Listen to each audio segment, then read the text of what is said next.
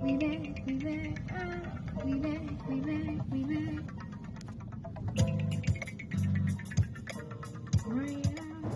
Alright, so this is the Bazz right here. We got to my left, your right, we have the man used to go by Kryst. We're going to get a lot of Millennium Mogulz history from all of us, but him specifically, you know what I mean? And we'll get into that. And over here we have the man with all the sounds, DJ Kuttz. You know, he was producing everything and all the parties that we did back in the day. You know, he was the man behind the sound. And we're here today to put together and present to y'all the history of the Millennium Mogulz. Now, I've preserved the history of Millennium Mogulz to a degree on my web series. Yes, I just yelled that. Right. But I was doing it in a comedic sense, you know what I'm saying? But still presenting it so that that information at least will be out there. Millenniums. Whoa. Wait. What? Mogul? Millenniums.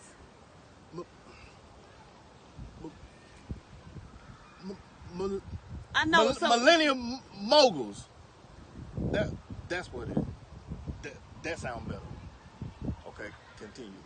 But y'all get a chance to get the real history, and I didn't, like I was telling you earlier, I didn't want to do it by myself because we were all a part of Millennium Mogulz, and I didn't start Millennium Mogulz. You understand what I'm saying? Myself, Kuttz, we was brought into Millennium Mogulz.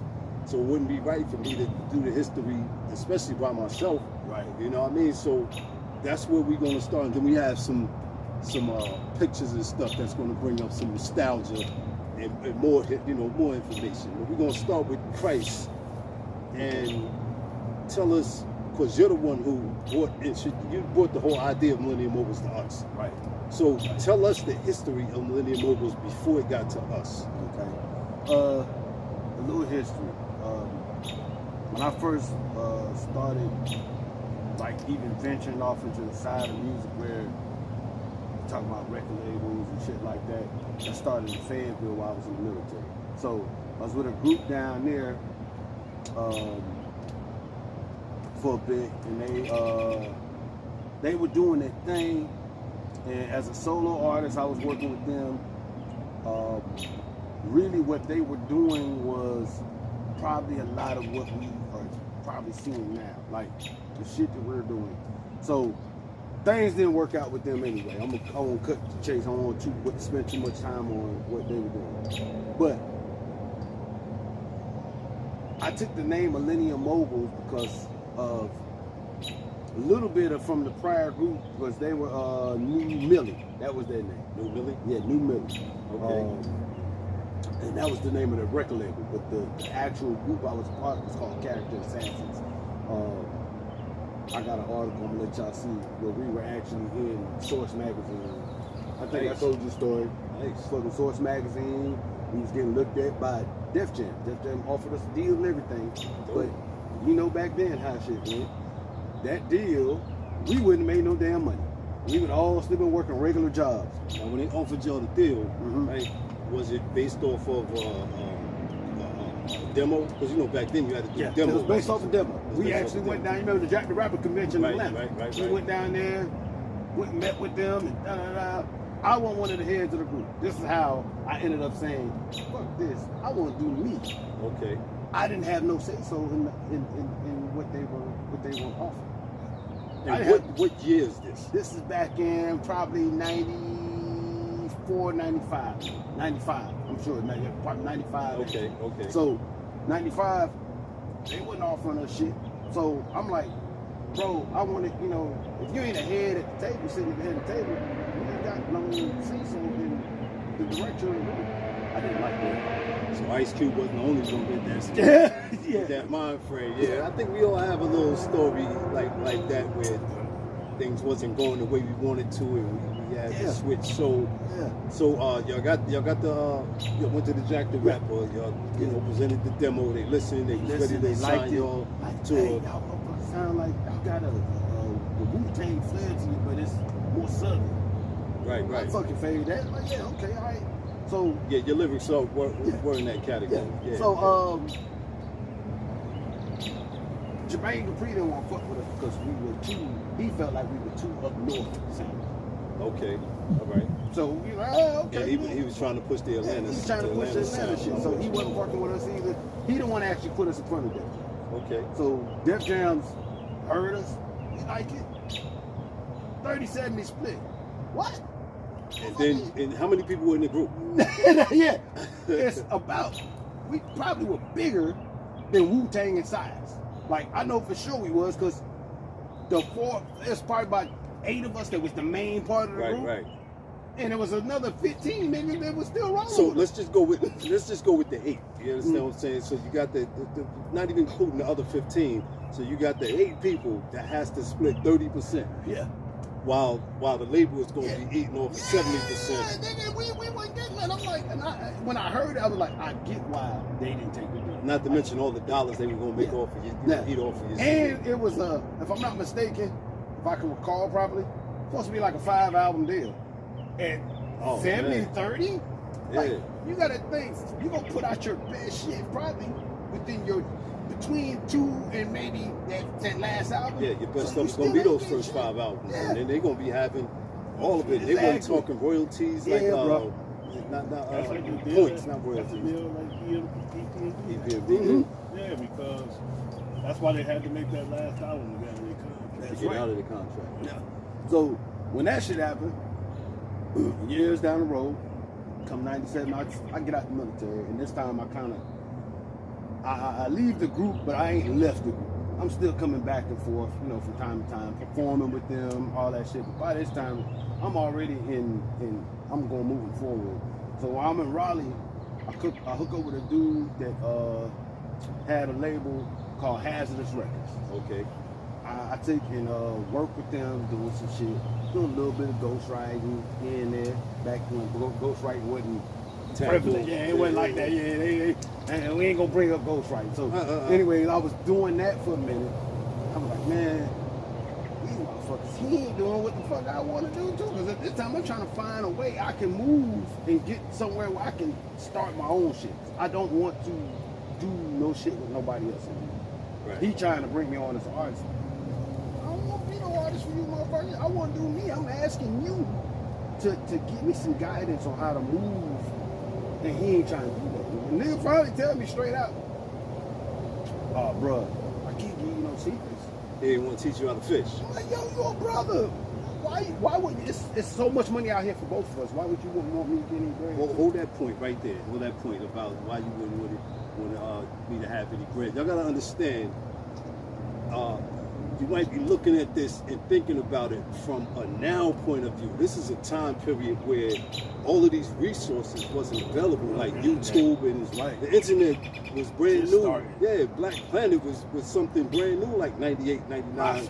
MySpace, and that was MySpace was the Facebook to Black Planet. Like MySpace took Black Planet out, so we didn't have all these resources. So people were stingy with their resources and their knowledge. This is why they, it might sound alien to some people. Hard to get it. You know what I mean? Why he wouldn't give you information. Yeah. There were real gatekeepers back then. There ain't no real gatekeepers right now. Y'all got and they kids. weren't even big like that. How They about just that? he kind of had Raleigh on lock for the Right. most part. Yeah, that's how it is though. That's how A middle man who didn't do He didn't want nobody to eat. Yeah. And it's so real.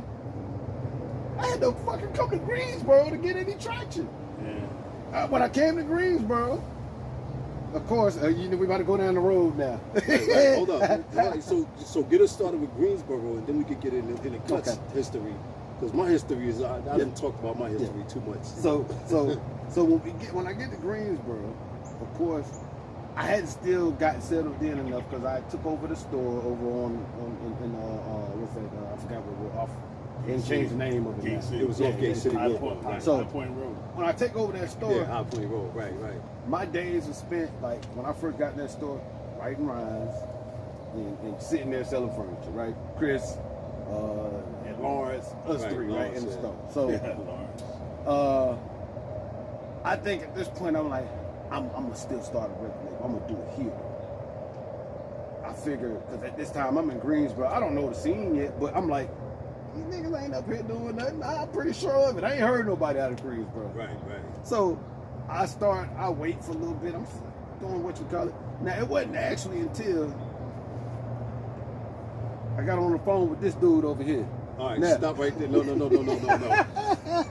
Hold up. That right there is going to be a catalyst into Millennium Mogulz. All right, we're going to get to that. Yeah. I'm going to make sure y'all get that history. But now we have to bring Kuttz up to date. You know what I'm saying? And then you'll see how all that ties in, because the store, Nationwide Warehouse, played a big part in the formulation of this thing here, and what he's talking about. You know, the phone call. Anyway, we'll get into that though. So, tell us, you know, your history. And I know you have an extensive history, so you know. Yeah, I don't really have a history. I started DJing as a youth and kept going. Got to a point where I started making tracks. You know, just banging them out. Not a million, but you know, a whole lot of them. At one point, I just was making them and not letting people hear them. So I was, like you said, it wasn't real digital resources to keep them real safe. So you either had them on a little burnt CD or you had them on a little drive. And so after a while, you hit this computer, hit that computer, and then somebody hear a couple of tracks you did, and you know, you get a little. But I ain't really never. How you say? It was mostly like y'all cats, you know, like all my other tracks I did. Now I had a couple of tracks stolen that I heard. That was pretty dope. Yeah. But you know, matter of fact, Jay-Z's that joint where it was all a dream. Where he took Biggie's verse to start his joint off, it was all a dream. That beat, we did a song, Millennium Mogulz, with that beat before that song came out. Yeah. Yeah, I'm not saying Jay-Z and them stole it. I'm just saying, if you hear that song, that beat, this man, I seen him produce it, and we recorded it at his house. Now, great minds think alike. That's a lot of coincidence. See, that's what I'm saying. Right. But see, this is why when you do podcasts and stuff, you need an interviewer, because some artists are humble. Some artists don't know how to highlight certain things. Let's start off with, where are you from? Where am I from? Yeah. Bronx. We're from the Bronx, New York. Okay. Yes, sir. And what brought you to North Carolina? You're not from here, from right? Harlem, New York. You from Harlem? Okay. So what brought you there? Just, I don't know. My kids actually, like, we was in New York. My daughter was born. You know, I'm in New York, so this is like probably mid to late 90s. You know what I'm saying? I'm working. I'm still young. I'm still running the streets. I'm still DJing clubs. I'm still doing a lot of stuff. So I really wasn't doing too much of nothing. And I wasn't going nowhere. So I was like, maybe it's time for a little change. And that's all it took. That's kind of what brought me here. So you used to work at Nationwide Warehouse as well? Yeah. And that's how you met up with Kryst? Yeah, it was him. It was what's that big dude name? You know, Myron, yeah. Yeah, it was him, Myron, and Cyrus. Yep. And I moved, it was like that was actually my like second job in North Carolina, I think. I think I worked at this place. What were you, a salesperson? Or a warehouse? Yeah, I was actually a salesperson there. Okay. Yeah, I was. I was a salesperson. You know, I started selling. And you were the manager? No, I was the manager at the one in Greensboro, remember? Right. Yeah, I transferred from there so to you were a there. salesperson too? He transferred to us. Yeah, Right. so all three of us were salesmen. All right, so now we're getting into the nucleus and how Millennium Mogulz that we're here to talk about came about. You used to work in Nationwide Warehouse as a salesperson. You were there as a salesperson. I was there as a salesperson. Only I was in Charlotte, North Carolina, right, as a salesperson. Yeah, I was in Raleigh. And you was in Raleigh at Durham. Okay, so now this is how everything merges together. Now we're going to go back and let Kryst finish the story and tell it from your perspective. So we needed to transfer some furniture, so something went haywire with the transfer. I don't know what. Okay, let me set that up, because it started with my sale. Yes. It was a female that was going to UNC Charlotte, right? And the sale initiated in the Charlotte store, on Harris Boulevard. Right. All right, and I'm the one who sold her the furniture, and then she was moving up to here, Greensboro or Winston-Salem or something.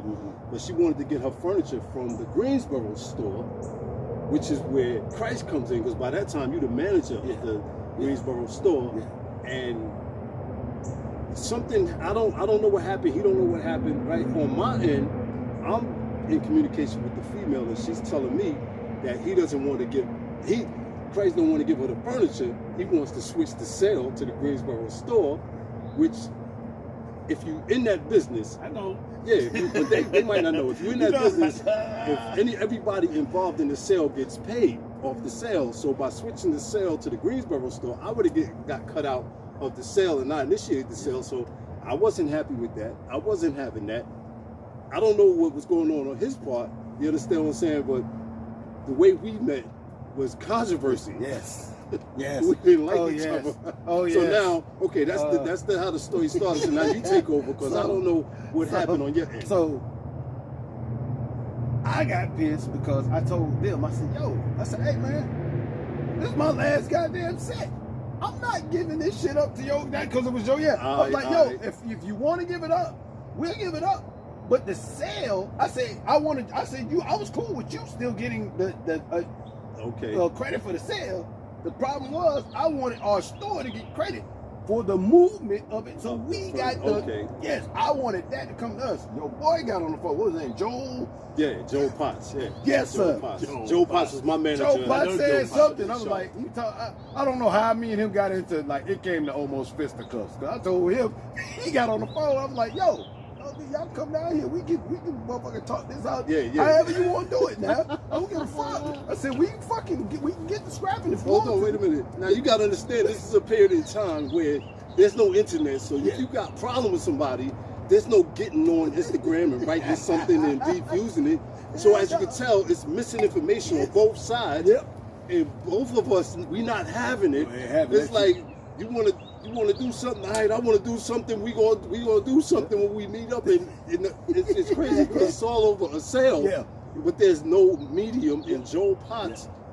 Joe Potts was an asshole. Yes, I already know. He would be in a furniture store, rugs and furniture, smoking cigarettes, and he wasn't really like business-wise with the customer. He talked to him real familiar, so I could imagine how he talked to you to set you off. Yeah, he started bumping his gums, and I was like, yo, hey, who the fuck you think I am? That's literally what I said there. If I remember, because I was like, whoa. Who the fuck you think I am, man? I don't give a fuck who you are. I was like, yo. I said, hey, I'm looking at Kryst and fucking Lawrence. I'm like, yo. Kryst was working there too? On the phone, yeah.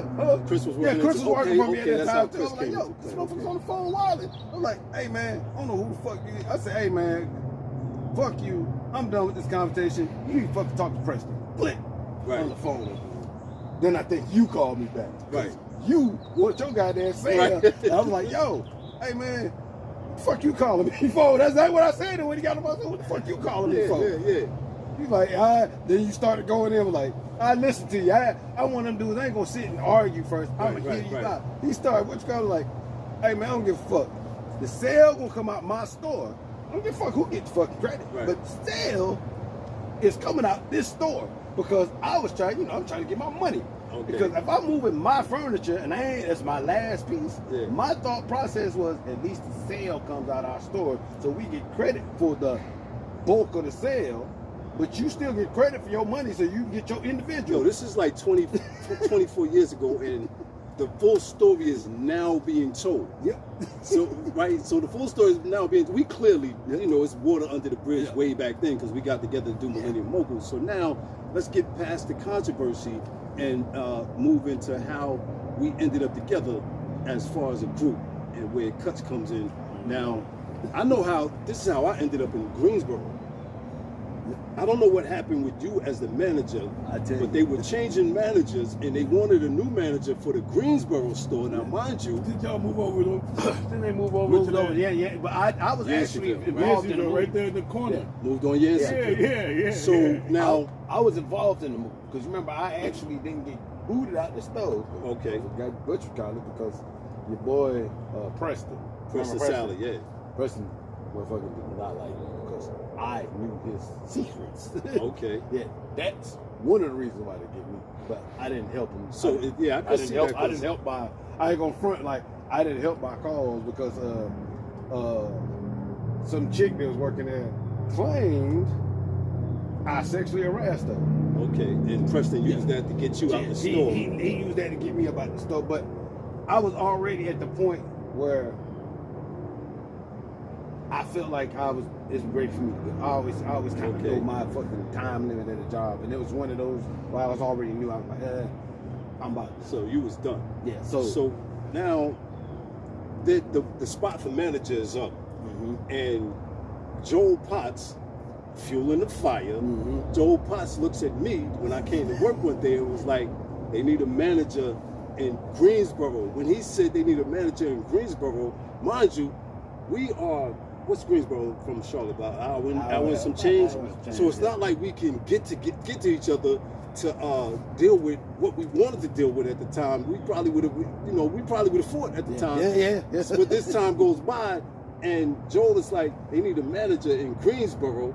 What are you gonna do? They need a manager. I'm a salesperson, so I get on the phone and I call Preston Sally, and I literally said this: why am I still here? That's all I said to him. He said, I'll call you right back. And he called me back and was like, all right, we need you in the store in Greensboro on this day, and I'm still living in Charlotte. So when he said that, in my mind, I'm getting you back because I'm taking your job. You understand what I'm saying? But by this time, you was already ready to leave anyway. Yeah. You know what I'm saying? That's not how I was looking at it. I set myself up to bounce because I had a job in Burlington at the time. Yeah, right. As a regional manager running a mattress center. Right. So now I'm in Greensboro. You understand what I'm saying? And I'm still fresh from being an MC. So we are competition based. You understand what I'm saying? So I'm looking at it like, yeah, we had this problem. He tried to take my cell. I took his job. But you... So we don't know each other. We don't have the whole story. We don't like each other. Yeah. So now Lawrence, who was the the warehouse person. That's right. I used to take Lawrence home from work all the time. All right, and I would be rapping while I'm driving, and then Lawrence knew Kryst, and he knew he was into hip hop and rapping and all of that. And Lawrence was like, y'all need to stop letting Nationwide come between y'all, and y'all need to get together because y'all both deal with the same thing. Yep. And it was like, you know what? We don't even know each other, so we don't have any personal issues. This ain't no beef. This is some misunderstanding over furniture and some female that neither one of us deal with. So then, okay, Lawrence kind of brokered it, and Kryst he came to the store, and we realized how much we had in common, how cool he was, and that we really didn't have a problem with each other. And he brought the idea of Millennium Mogulz. I got this before that though, remember, we spit a hot 16 for each other. Right. At the store, we spit a hot 16, and when I heard Bazz. Yeah, but that's what I'm saying. I knew. Yeah, that's what I'm saying. I knew you. Yeah. And Kryst Styles. Yeah. Yeah, I knew them before I met him. Yeah. Right. But that's what I'm saying. I didn't meet you bounced. until L. Yeah, I bounced. But we were still fucking with you at the time. Yeah, you'd already left and went to I forgot where you bounced with you. I forgot. One of them damn calls. But you ended up like I called you up and I told you, hey man, you goddamn come on through, and I got my man Bazz here, man. I think you came up to the store. We all met at the store for the first time. No, the first time I ever met Kuttz was at L's. Set up the meeting for Millennium Mogulz. That's right. There was a meeting to start Millennium Mogulz. That's right. When we had it at L's. That's right. Right. And I was already DJing at L's? Yeah, you were already. He was already DJing, but I didn't know L's existed. I was still new. But you was the one that told us to take the idea to L about the Grime Wars. Yeah. I started right. So now Kuttz is already on board because you know Kuttz. Right. You already know what he's about music-wise. He know what you're about music-wise. Now, you and I finally got together, and you bring the idea of, I got this thing called Millennium Mogulz, and we're going to have this meeting at this place called L Sports Bar and Lounge. Right. And now we come to the meet. Right. This is where I meet Kuttz and I meet Kryst Styles. I don't know if Bruce Black was there, Pyro. No, we hadn't even got them. And we put together the concept of Millennium Mogulz. So now either one of y'all can go. Where are we going from there? Because we had nothing concrete on the table, but we were putting together ideas to move forward. So what was your position as far as idea-wise to contribute to Millennium Mogulz? Music. Yeah, I did all the music. I had help from y'all, what y'all like and stuff like that, but I did all the music and, DJing for the group, stuff like that when we had little events and little So talent coming to the shows. meeting, your understanding was you were going to be the DJ and the producer. Yeah. Okay. And what was your vision for Millennium Mogulz at that time? My vision was, you got to remember at this time, damn boy, I think now about who my mindset. You know who did it? Yeah, you knew it was coming, right? I mean, don't say his name. I didn't want to say that. We don't want to put it. We don't want to put it one. Those who names shall remain Right. silent. The shiny suit man. Something. You can say bad boy and get away with that without saying that. Aside all the alleged activity, the man had a vision, and I saw his vision as well. Okay. And not to say that I would copy his vision, but the way things are even done in the world today, if somebody sees what somebody else doing and say, you know what, I can do that better. I got a different way I can do that and make it better. Okay. So what I saw was we could take and mold rap or mold our image of what we want rap to be seen as. Okay. I think we had the ability to do it. Like everybody was doing something. And during that time, most of the time, I think most of what we saw back then, most of what we saw was creative. And all we was doing was gonna bring something to the table that was a little bit different. I thought we was gonna we had the ability to make people see rap from the perspective of three brothers, or at the time I'd say four brothers, because I don't want to forget Kryst because he was a part of it. Four brothers who were just regular, everyday working brothers that was gonna bring you a perspective of hip hop that was a little bit different from what y'all was hearing at that time. And you know what was different?